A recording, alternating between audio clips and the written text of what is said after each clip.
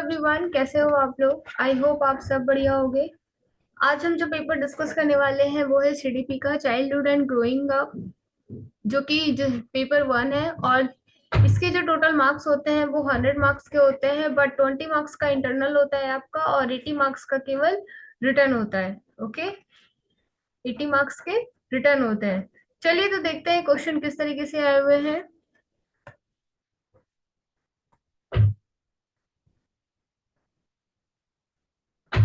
तो पहला क्वेश्चन जो है आपका वो है शॉर्ट नोट्स, जो कि 4 मार्क्स का है। क्वेश्चन नंबर 1 में आपके टोटल 4 शॉर्ट नोट्स होंगे जो कि 4 4 मार्क्स के होते हैं।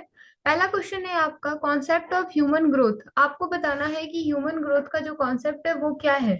देखिए, जब भी किसी चीज के बारे में जब पूछा जाता है किसी एक पर्टिकुलर टॉपिक का, तो ऐसा नहीं है कि अगर कॉन्सेप्ट पूछा गया है या फिर इंपॉर्टेंस पूछी गई है तो सिर्फ आप कॉन्सेप्ट या इंपॉर्टेंस ही बताओगे। नहीं, आपको क्या करना है कि उसे सेक्शंस में डिवाइड करना है। बट अब आप बोलोगे कि ये 4 मार्क्स के हैं तो ये तो इनके तो आंसर्स जो है वो सिर्फ 1 पेज के होंगे। तो आपको क्या करना है, किसी 2 से 3 लाइंस में या किसी के 3 से 4 लाइन में, 3 से 4 लाइंस में आप इसे डिफाइन करके आ सकते हो। सपोज यहाँ पर ग्रोथ, ह्यूमन ग्रोथ का कॉन्सेप्ट पूछा गया है चूंकि, तो आपने क्या करना है, सबसे पहले आपने ग्रोथ की मीनिंग लिख दी। उसके बाद कुछ साइंटिस्ट के अकॉर्डिंग आपने दो डेफिनेशंस दे दिए। एंड थर्ड सेक्शन में आपने इसकी प्रॉपर्टीज या फिर कैरेक्टरिस्टिक्स बता दिए। ठीक है, चलिए नेक्स्ट क्वेश्चन है आपका concept of parenting style. Parenting style क्या होती है। पेरेंटिंग स्टाइल एक तरह की स्ट्रेटजी होती है जो कि फॉलो की जाती है by the parents for the child rearing. एक बच्चे के पालन पोषण के लिए, उनकी अपब्रिंगिंग के लिए जो पेरेंट्स के द्वारा जो स्ट्रेटजी फॉलो की जाती है उसे कहते हैं पेरेंटिंग स्टाइल। ओके, देखिए ये सब जो क्वेश्चंस है ना, चूंकि ये सारे इंपॉर्टेंट क्वेश्चंस भी हैं, क्योंकि बीएड में ज्यादातर रिपीटेड क्वेश्चंस ही पूछे जाते हैं। ठीक है, तो हर एक क्वेश्चन को इंडिविजुअली हम डिटेल में करेंगे। बट पहले हम देख लेते हैं कि जो हमारा क्वेश्चन पेपर में जो भी क्वेश्चंस आया है उनके कोर आइडियाज क्या है। जब आप क्वेश्चन पढ़ रहे हो तो आपको ऐसा ना लगे कि हाँ, इनसे जुड़े टॉपिक्स तो आपको कुछ भी पता नहीं है।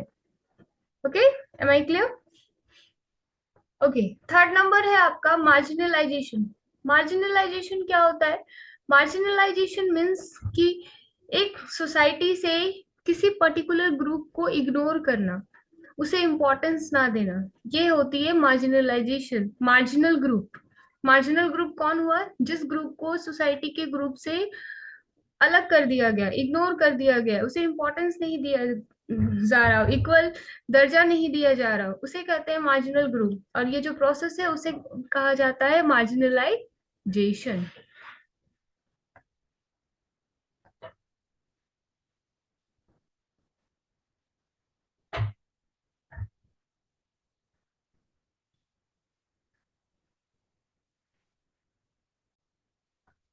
नेक्स्ट क्वेश्चन है आपका concept of socio emotional development.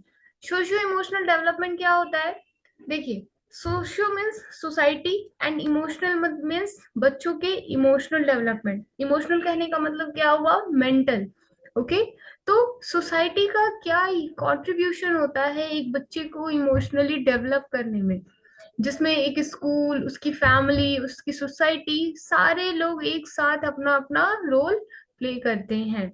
तो आपको बस यही लिखना है कि जो सोशियो इमोशनल डेवलपमेंट होता है बच्चे का, कि वो सोसाइटी के साथ किस तरह से तालमेल बिठाकर वो चल सके, और साथ ही उसकी जो थॉट प्रोसेस है वो किस ओर जाएगी, कैसी होगी। इन सारी चीजों के डेवलपमेंट में एक बच्चे के पीछे जो सारे लोग होते हैं, उनके पेरेंट्स, उनके स्कूल, उनकी सोसाइटी, उनके फ्रेंड्स, इन सब का क्या कंट्रीब्यूशन होता है और यह क्यों जरूरी है और किस तरह से ये वर्क ऑन होता है, ये सारे कॉन्सेप्ट्स आपको मेंशन करने हैं। नेक्स्ट है हमारा discuss the principle of growth and development. देखिए, ये हमारा यूनिट 1 है। यूनिट 1 में भी 2 क्वेश्चंस होंगे। हर यूनिट से दो दो क्वेश्चन होते हैं जिनमें से कोई वन आपको करना होता है। बट जो क्वेश्चन नंबर 1 है हमारा, उसमें 4 शॉर्ट नोट्स होंगे जो कि आपको कंपलसरी है, उसमें आपको कोई ऑप्शन नहीं दिए जाते हैं, वो आपको करने ही है। ठीक है, principle of growth and development. Growth and development का प्रिंसिपल क्या है। अब देखिए, यहाँ भी प्रिंसिपल पूछा गया है सिंपली, तो आपसे principle of growth, principle of development, इस तरह की हेडिंग देकर सिर्फ आप इसके बारे में सारी चीजें डिटेल में मत लिख कर आना। मैंने चूंकि आपको क्या बताया पहले कि आप पहले क्या लिखोगे, उसकी मीनिंग लिखोगे। सपोज आपने एक हेडिंग दी मीनिंग, उसके बाद दिया आपने डेफिनेशन, ठीक है। डेफिनेशन के बाद आपने कुछ लिख दिया प्रॉपर्टीज, ओके। इस तरह से आपने क्या किया, एक ग्रोथ के 3 सेक्शंस बांट दिए और डेवलपमेंट के भी 3 सेक्शंस बांट दिए। इस तरह से ये टोटल 16 मार्क्स के क्वेश्चन है। तो इस तरह से आपको क्या करना है, एटलीस्ट 4 से 5 पेजेस लिखने हैं, बट 5 पेजेस से ज्यादा नहीं होनी चाहिए। नेक्स्ट है आपका explain the needs and problems of adolescence with special reference to India. India में जो एडोलिसेंस है, ठीक है, जो कि इन्फेंसी से एडल्टहुड तक जो बच्चे प्रवेश करते हैं, तो उन्हें कौन कौन सी चैलेंजेस को फेस करना पड़ता है, साथ ही उन्हें चैलेंजेस को फेस करते वक्त ऐसी कौन कौन सी जरूरतें पैदा होती है उनके अंदर, जो वो कभी अपनी सोसाइटी से या अपने स्कूल से, अपने पेरेंट्स के बीच उसे डिस्कस नहीं कर पाते, और उन्हें डिस्कस करना क्यों जरूरी है, इसका बच्चों के मेंटल और फिजिकल हेल्थ पर क्या असर पड़ता है। तो ये सारी चीजें आपको बतानी है। सपोज आपने ये मेंशन कर सकते हो आप कि जब एक बच्चा एडोलेसेंट एज में प्रवेश करता है, तो उसकी जो थॉट प्रोसेस है वो पूरी तरह से चेंज हो जाती है, उसके अंदर एक मेच्योरिटी डेवलप होने लगती है, वो चीजों को अपने नजरिए से देखना शुरू करता है ना। हमें चूंकि बचपन में ये सिखाया जाता है कि चोरी करना पाप है, चोरी करना पाप है, बट जब हम बड़े होते हैं तो हमारे अंदर ये क्वेश्चंस डेवलप होने शुरू हो जाते हैं कि क्यों ऐसा क्या होता है, या गंदी आदतें हैं या नहीं है, ये बुरी आदतें हैं या अच्छी आदतें हैं, क्यों ये पाप है। तो इस तरह के जो क्वेश्चंस है ना, वो एडोलिसेंस में मेच्योरिटी के बाद हमारे अंदर उठने शुरू हो जाते हैं। तो इन सारे क्वेश्चंस का जो सही तरीके से जो जवाब मिलना जरूरी है बच्चों के लिए, वो कितना जरूरी है। तो इस तरह से आप कुछ कुछ एग्जांपल्स के तौर पर आप ये चीजें मेंशन कर सकते हो कि एडोलिसेंट एज में हमें कौन कौन सी नीड्स की जरूरत होती है, कौन कौन सी नीड्स होती है हमारी, और उन नीड्स को पूरा करने के लिए हमें कौन कौन से प्रॉब्लम्स फेस करने पड़ते हैं, और साथ ही उन प्रॉब्लम्स को टैकल करने के लिए हमारी जो सोसाइटी है, हमारे जो पेरेंट्स हैं, हमारे जो स्कूल्स हैं, वो अपना किस तरह से योगदान देते हैं। ओके, नेक्स्ट है हमारा यूनिट 2। यूनिट 2 में क्या है, यूनिट 2 में आपको करना है पियाजे की जो कॉग्निटिव डेवलपमेंट थ्योरी है वो आपको बतानी है। देखिए इसमें आप यहाँ क्वेश्चन में स्टेजेस पूछा गया है, तो आप ये मत सोचना कि हाँ ये कुछ अलग से है जो कि हमें सिर्फ लिखना है। पियाजे के अंदर जो भी चीजें आप पढ़ते हो ना, पियाजे थ्योरी के अंदर आपको वो हर चीजें मेंशन करनी है, ठीक है।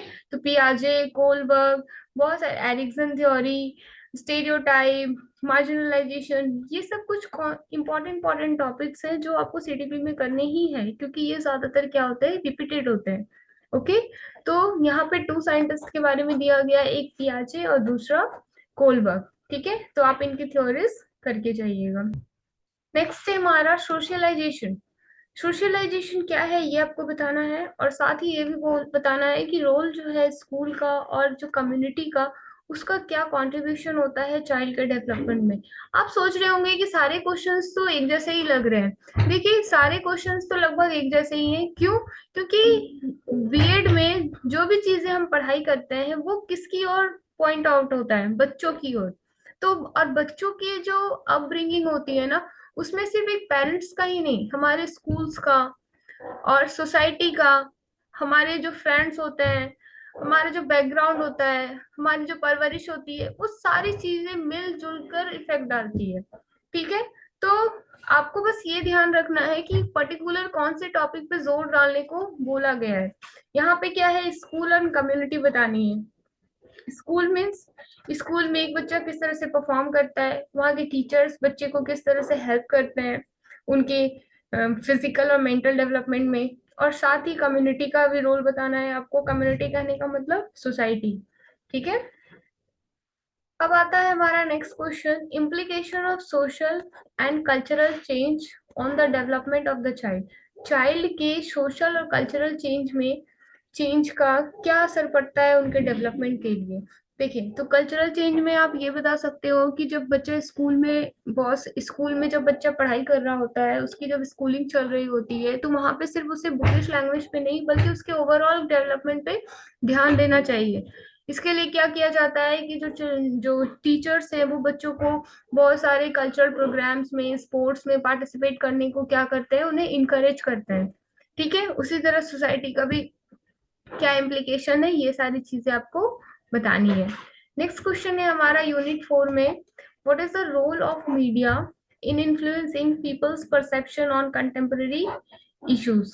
ठीक है, देखिए, कंटेम्पररी इश्यूज कहने का मतलब क्या हुआ, जो मॉडर्न समय में बच्चे फेस करते हैं। ठीक है, what is the role of media, media का क्या रोल होता है इन इन्फ्लुएंसिंग पीपल्स परसेप्शन, जो लोगों के अंदर जो परसेप्शन क्रिएट हो रहा है, परसेप्शन जो बन रहा है, उसका आज के समय के साथ जो हमारा परसेप्शन, हमारा थॉट प्रोसेस एक बिल्ड होता है, उसमें मीडिया का क्या रोल है, किस तरह से वो अपना रोल प्ले करती है, किस तरह से हमें चीजों को रिप्रेजेंट करती है, जिसका असर हमारे माइंड पर पड़ता है और हमारी थिंकिंग क्या है, उनके अकॉर्डिंग चेंज होती है। नेक्स्ट है हमारा, how do marginalization and stereotyping influence the child's development. यहाँ पे आपको क्या बताना है कि मार्जिनलाइजेशन किस तरह से होता है।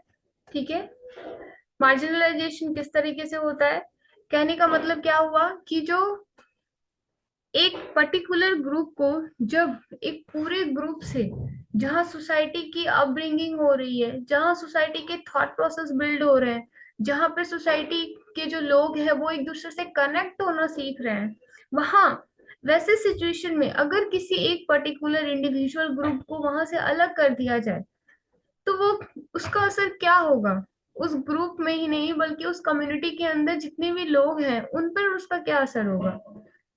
ठीक है, तो आपको बस ये बताना है कि वो क्यों हो रहा है और किस तरीके से किया जा रहा है। सपोज किसी कल्चरल प्रोग्राम में अगर किसी को पार्टिसिपेट करने के लिए बोला जाता है, तो वहां पर एक डिफाइन कर दिया जाता है कि नहीं, इस एज के लोग ये कर सकते हैं, लड़कियां ये कर सकती है, लड़के ये कर सकते हैं।